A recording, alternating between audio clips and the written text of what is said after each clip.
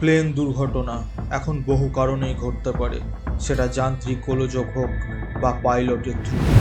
কিন্তু ইতিহাসে এমন এক প্লেন দুর্ঘটনা আছে যেটা শুধুমাত্র আশ্চর্যই নয়, ভয়ঙ্করও বটে।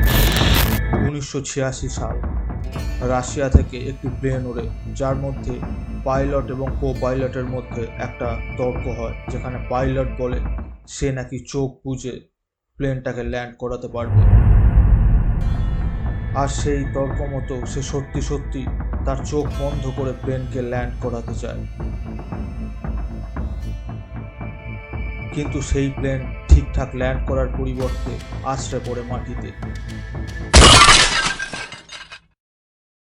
আর প্লেনে থাকা 81 জন প্যাসেঞ্জারের মধ্যে 70 জনই মারা যায়। এই ঘটনা আজও বিশ্বের ইতিহাসে সবথেকে অদ্ভুত প্লেন দুর্ঘটনাগুলোর মধ্যে একটা।